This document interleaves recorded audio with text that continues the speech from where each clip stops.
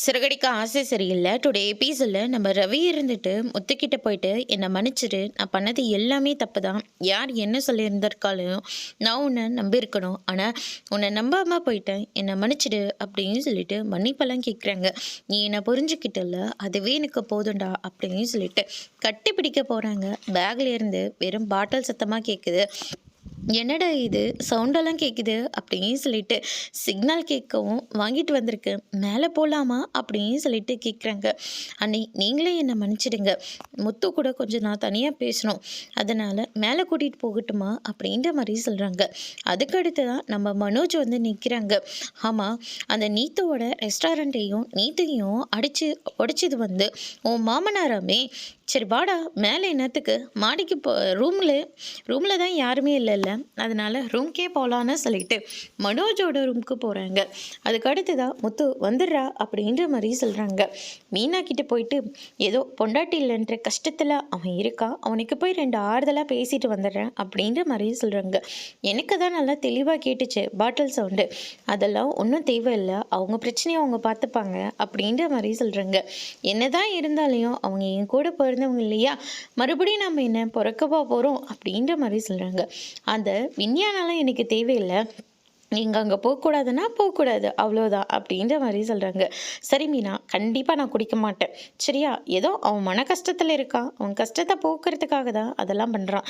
அப்படின்னா உங்களுக்கு கஷ்டம் தான் நீங்கள் நல்லா குடிப்பீங்க, எங்களுக்கு கஷ்டம் தான் நாங்கள் என்ன பண்ணுறதா அப்படின்ற மாதிரியே சொல்கிறாங்க. பரவாயில்லையே, நீயும் பாட்டில் மாதிரி கரெக்டாக பேசுகிற. சரி நான் குடிக்கல, சும்மா அவங்களோட போய் கம்பெனி கொடுக்குறேன் அப்படின்னு சொல்லிட்டு அதையும் மீறி அவங்க கம்பல் பண்ணால் நான் கண்டிப்பாக குடிச்சிருவேன் அப்படின்னு சொல்லிட்டு அங்கேருந்து கிளம்புறாங்க. அதுக்கு அடுத்து தான் இந்த பக்கம் வந்து பார்த்திங்கன்னா மனோஜ் இருந்துட்டு குடிக்கிறதுக்கு முன்னாடியே பிரச்சனையை ஆரம்பிக்கிறாங்க. என்னடா முத்து, நீ மட்டும்தான் பொண்டாட்டியோட சந்தோஷமாக இருக்க, நாங்கள் 2 பேரும் பொண்டாட்டி பிரிஞ்சு இருக்கோம், ரவியாவது ஸ்ருதி கூட சேர்ந்து வாழலாம், ஆனால் நான் அப்படி கிடையாது அப்படின்ற மாதிரி சொல்லிக்கிட்டு இருக்காங்க. குடிச்சப்பறம் தானே இவன் இப்படியெல்லாம் பேசுவான், குடிக்காததுக்கு முன்னாடி இப்படியெல்லாம் பேசவே மாட்டான், ரொம்ப திமிரு எடுத்து பேசிகிட்டு இருக்கான் அப்படின்ற மாதிரி முத்து வந்து சொல்லிக்கிட்டு இருக்காங்க. சரிடா முத்து, நீ கூடா, இல்லைடா எனக்கெல்லாம் வேண்டாம், மீனை திட்டுவா அப்படின்ற மாதிரி சொல்லிடுறாங்க. ஓ அப்படின்னா நீ இன்னும் என்னை மன்னிக்கவே இல்லையா, ரொம்ப பண்ணிக்கிட்டு இருக்க, குடிக்கிறதா தான் இங்கே இரு, இல்லாட்டி கிளம்பிப்போ அப்படின்ற மாதிரி சொல்கிறாங்க.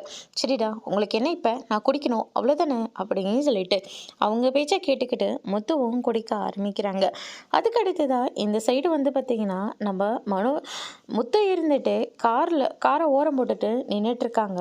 ரவி வராங்க, கையில் உங்களுக்கு சாப்பாடெல்லாம் கொண்டு வராங்க, இது நானே என் கையால் பார்த்து பார்த்து சமைச்சது அப்படின்ற மாதிரி சொல்கிறாங்க. என்னடா இது ரொம்ப புதுசாக இருக்குது, இல்லைடா நான் உன்னை அப்படியெல்லாம் பேசியிருக்கக்கூடாது, பேசிட்டேன், நீ என்னை மன்னிக்கணும் இல்லையா, அதனால தான் இதெல்லாம் செஞ்சுக்கிட்டு இருக்கேன் அப்படின்ற மாதிரி சொல்லிக்கிட்டு இருக்காங்க.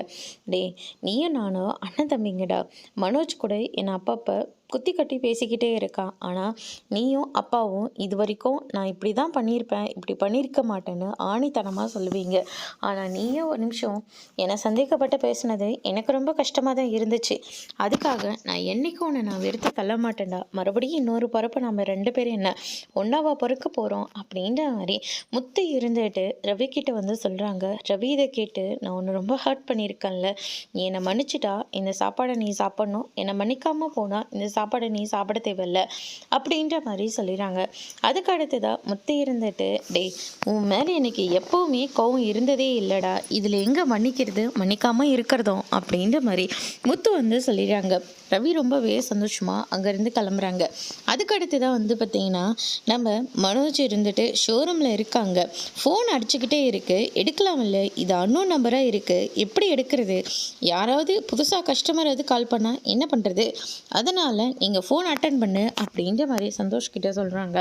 ஆமாம் உங்கள் ஓனர் அம்மா இப்போ கடையில் இல்லை, ஆமாம் தானே, ஆமாம் இல்லை, அதுக்கு என்ன இப்போ அவங்க இங்கே ஒரு பார்க்கில் இருக்காங்க, அதுவும் யார் கூடயோ கொஞ்சம் பேசிக்கிட்டு இருக்காங்க, அவங்க சொன்னதுக்காக புடவையெல்லாம் வேற கட்டிட்டு வந்திருக்காங்க, எவ்வளோ அழகாக இருக்காங்க தெரியுமா, 2 பேரும் தொட்டு பேசிக்கிறாங்க, சில நேரம் பேசாமல் ஒருத்தர் மாற்றி ஒருத்தர் பார்த்துக்கிட்டே இருக்காங்க, இந்த அம்மா சொல்கிறத மட்டும்தான் இவர் கேட்டுக்கிட்டே இருக்காரு, நீங்கள் என்ன சொன்னாலையும் சரின்னு மட்டும்தான் சொல்கிறாரு, ஆனால் மனோஜ் வந்து ரொம்ப பாவம் அப்படின்ற மாதிரி சொல்லிக்கிட்டு இருக்காங்க, அவருக்கு நாங்கள் ஆறுதல் சொன்னோன்னு சொல்லிடுங்க அப்படின்னு சொல்லிட்டு ஃபோனை வந்து யார் என்னன்னு கேட்குறதுக்குள்ள ஃபோனை ஃபோனை வந்து கட் பண்ணிட்டு போயிடுறாங்க.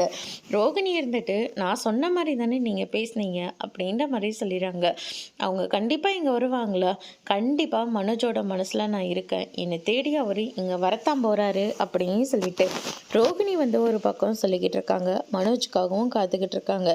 அதுக்கு அடுத்ததான் இந்த சைடு வந்து பார்த்திங்கன்னா நம்ம மனோஜ் இருந்துட்டு சந்தோஷ் கிட்ட போயிட்டு ஒருவேளை இப்படியா இருக்குமோ, அன்னைக்கு ஷோரூம்க்கு வந்தான் இல்லை அவனா கூட அங்கே இருக்கலாம்ல, நம்ம போய் பார்த்துட்டே வந்துடலாமா, அவங்கள நீங்கள் பிடிக்கலன்னு சொல்லி டிவோர்ஸ் பண்ணுற கண்டிஷனில் இருக்கீங்க, அவங்க யார் கூட பேசினா நமக்கு என்ன போச்சு, அவங்க யார் கூடயாவது பேசிட்டு போட்டோம், விட வேண்டியது தானே, அதெல்லாம் முடியாது, வாங்க போகலாம் அப்படின்னு சொல்லிட்டு சந்தோஷை கூப்பிட்டுட்டு மனோஜ் அங்கேருந்து கிளம்புறாடு. அதுக்கு அடுத்ததாக இந்த பக்கம் நம்ம மீனா இருந்துட்டு பதறி அடிச்சுட்டு அவங்க அம்மா வீட்டுக்கு வராங்க. என்னம்மா, எதுக்காக இப்படியா அவசரமாக வர சொன்னீங்க?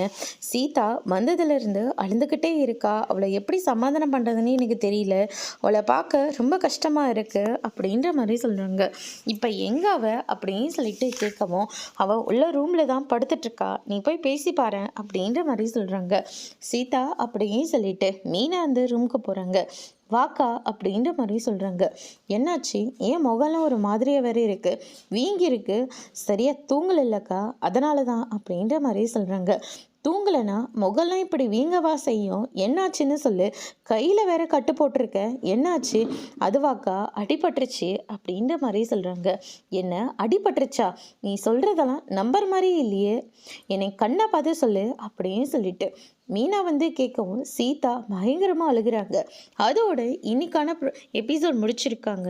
இனி சிறகடிக்க ஆசையில் சீதாவோட பிரச்சனையை மீனா எப்படி சமாளிக்க போகிறாங்கன்றத வரப்போகிற எபிசோடில் பார்க்கலாம். தேங்க்யூ.